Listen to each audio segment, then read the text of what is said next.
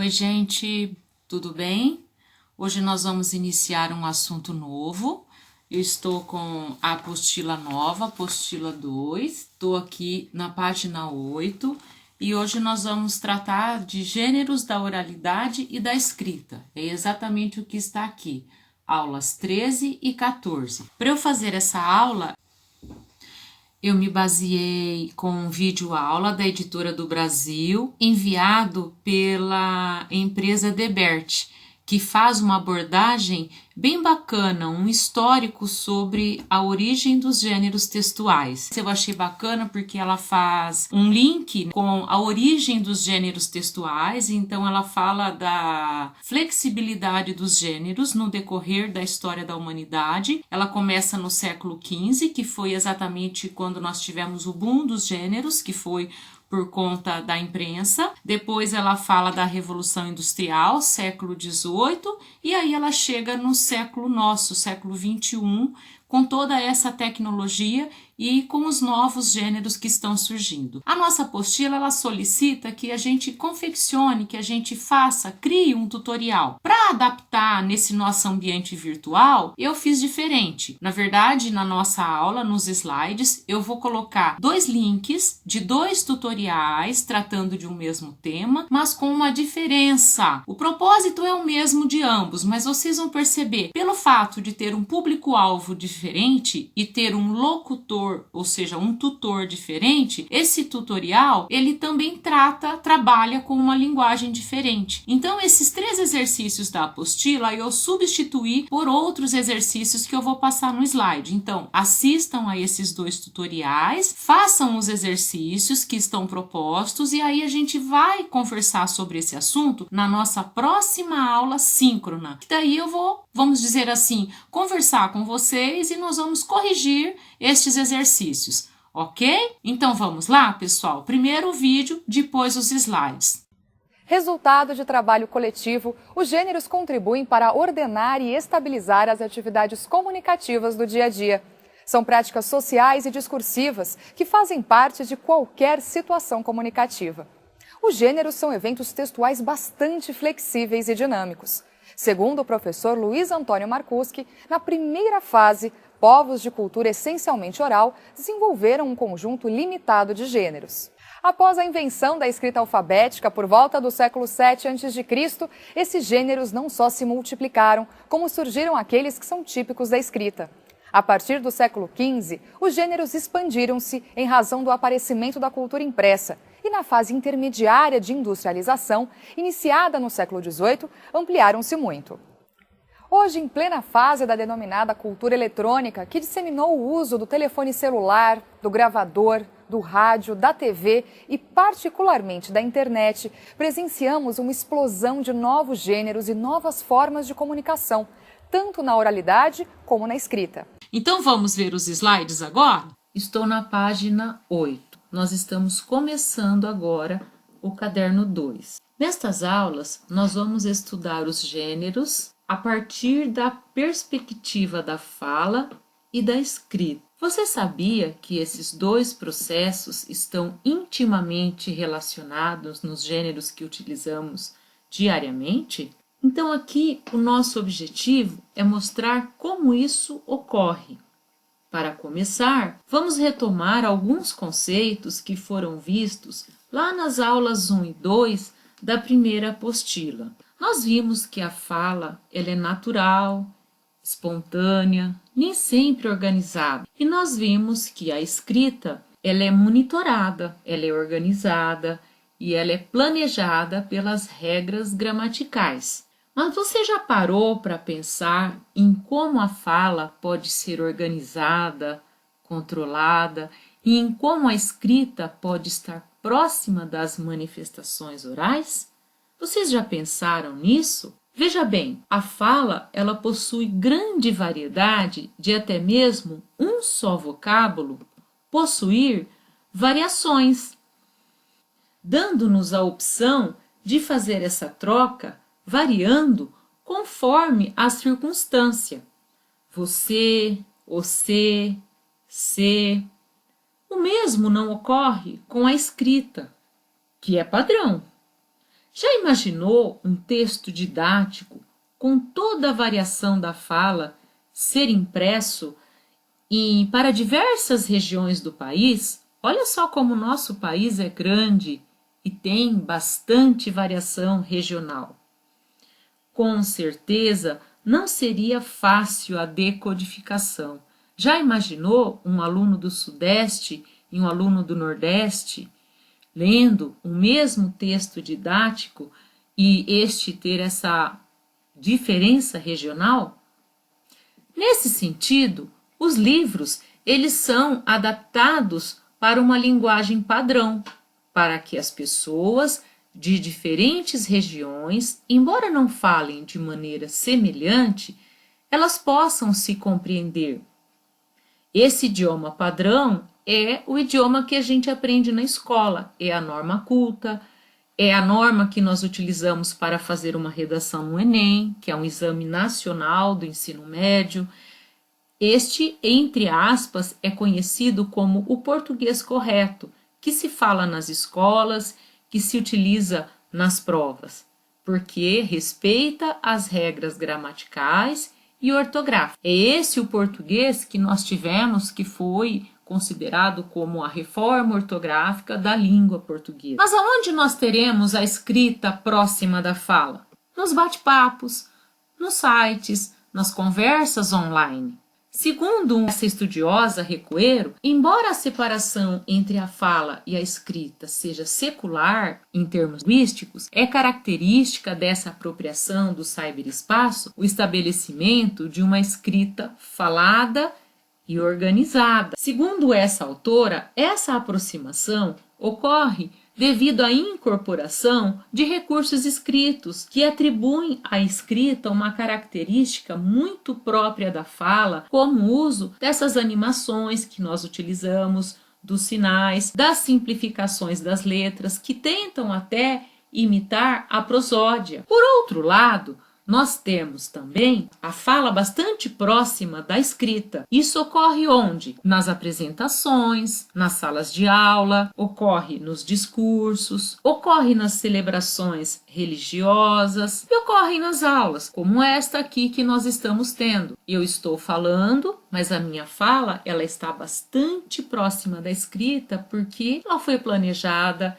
ela foi organizada, e tem um texto norteador para tudo isso aqui estar acontecendo. Nós temos aqui dois eventos acontecendo ao mesmo tempo, o planejamento e a execução. No planejamento, nós temos o meio escrito, a escolha do tema, a ordem e a importância das ideias abordadas, a elaboração das falas e as demais manifestações que ocorrerão, como está acontecendo aqui nessa aula. Durante a execução, nós temos o texto escrito sendo utilizado como norteador da apresentação. Com isso, nós temos exemplos de como esses procedimentos eles podem fazer parte do nosso cotidiano. No caso, eles são gêneros mistos em sua constituição, porque dialogam. São sociocomunicativos e revelam as práticas sociais. Eles definem determinadas rotinas de realização. No caso, é muito comum vocês observarem,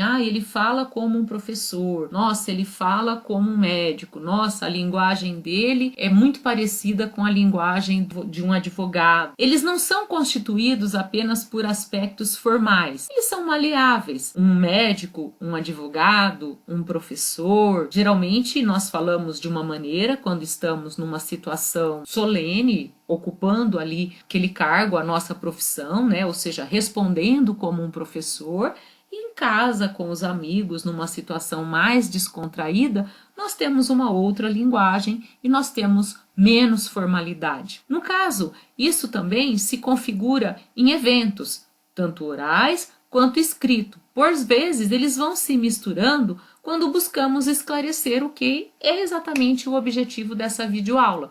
Então, a gente percebe muito bem essa diferença entre um meio e outro meio, uma mesma pessoa falando de uma maneira numa situação mais solene e de outra maneira numa situação menos solene. Bom, gente, este foi o objetivo desta aula. Agora nós temos algumas atividades. As atividades da apostila, elas foram adaptadas.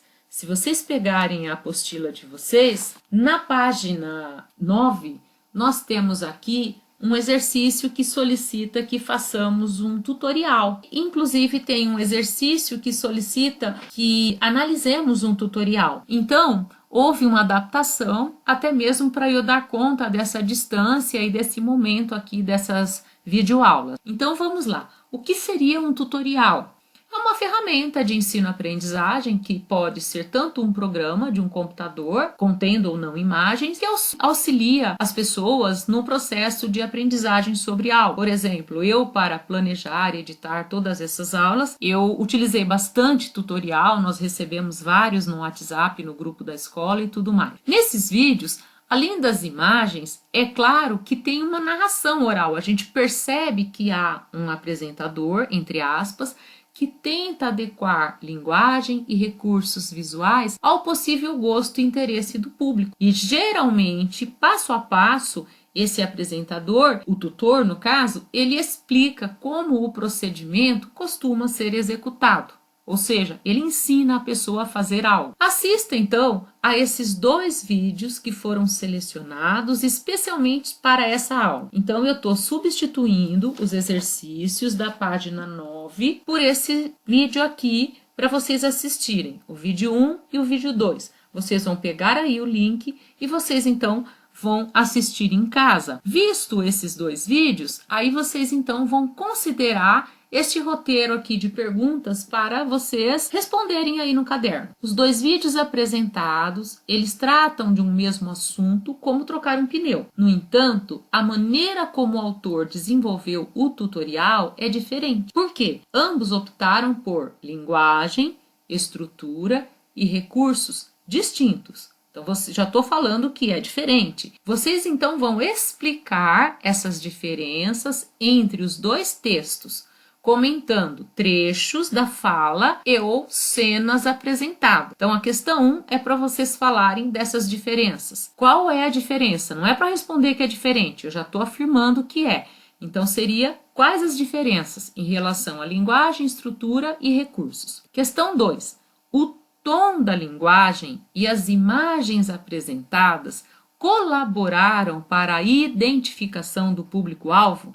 Então, o tutor, ele é o locutor, o tom da linguagem e as imagens colaboraram, então, para o seu interlocutor? Quem seria o interlocutor? Quem seria o público-alvo? O propósito ficou claro, ou seja, o objetivo, o que a pessoa queria quando fez esse tutorial, deixou claro o que ela queria? Você, então, vai justificar a sua resposta. Então, na questão 1, você vai falar qual é a diferença, fazer um comentário sobre isso. Na questão 2, você vai dizer quem seria o público e se o propósito ficou claro e por quê, justificando. Na questão 3, considerando a resposta anterior, no caso a questão 2, pode-se dizer que a linguagem empregada estava adequada em ambos os vídeos? Ou seja, no vídeo 1 e no vídeo 2? Por quê? Retire do texto algumas palavras, alguns vocábulos ou algumas passagens, se for alguma expressão idiomática, para justificar isso. Estava adequada por conta disso, porque o público-alvo era esse.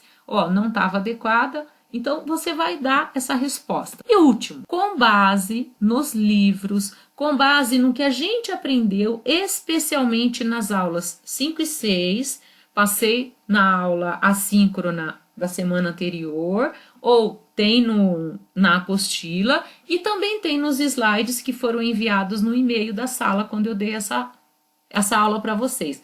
Qual é a tipologia textual que predomina em ambos os vídeos? Justifica a sua resposta. Então, você vai verificar a característica dessa tipologia textual, desse gênero textual. E você, então, tem uma coisa que é muito importante aí, tem uma característica bem predominante nesse gênero. E aí, eu gostaria que vocês respondessem. Quando que nós vamos corrigir isso? Próxima aula síncrona. Então, no próximo bate-papo nosso aqui, no próximo encontro nosso aqui, nós vamos responder a essa questão. Tudo bem, pessoal? Bom, gente, espero que vocês tenham gostado da aula e que vocês tenham entendido o assunto. Foi bastante tranquilo, porque nós falamos de rede social, nós falamos de comunicação em tempo real, nós falamos de meios de comunicação mais atuais, e seria legal, então, vocês pegarem o livro-texto e verificar certinho. O livro-texto, nós temos os 2 primeiros capítulos tratando disso.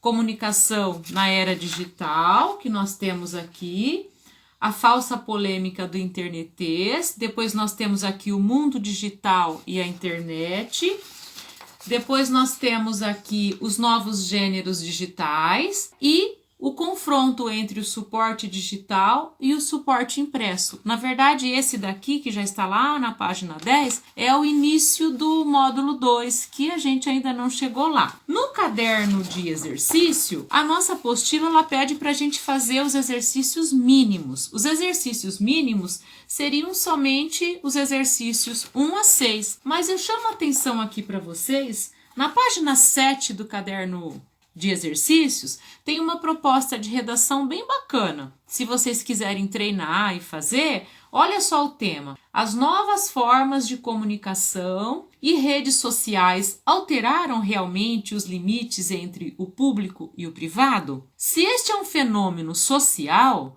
aponte algumas possíveis consequências para este fato, particularmente para a juventude brasileira. Um tema bastante atual. Então, se você viu os links que eu passei para vocês, nós fizemos os exercícios, se você leu o material aqui do seu livro-texto e se você trabalhou com os exercícios propostos na apostila caderno, esse tema está bem tranquilo. Então, gente, o que eu estou pedindo para vocês? Como vocês estão vendo, eu estou adaptando o material. Vejam os 2 tutoriais, os 2 links que eu passei para vocês. Eu vou, na verdade, para facilitar, eu vou colocar o link já direto no plural, que daí você clica nele e você já vê o vídeo, tá? Senão você teria que copiar para poder ver o vídeo. Então, você vai ver os 2 tutoriais. E aí você vai tentar resolver os exercícios propostos no slide. Venha para a aula síncrona para a gente conversar e resolver esses exercícios, que é o confronto entre o padrão de linguagem dos 2 tutoriais. O que é para eu fazer na minha apostila? Pega o caderno de exercício e faça os exercícios. 1, 2, 3, 4, 5 e 6. São os exercícios propostos da tarefa mínima. Para você treinar, são testes, é legal, são exercícios adaptados de vestibulares anteriores. Essa proposta de redação que tem aqui no seu caderno de exercícios, se você quiser fazer para treinar, como você já está assim trabalhando com esse tema, você já leu bastante coisa a respeito, legal para fazer, certo? Essa é a nossa aula, meninos. Um beijo, até o próximo assunto, ok? Tchau!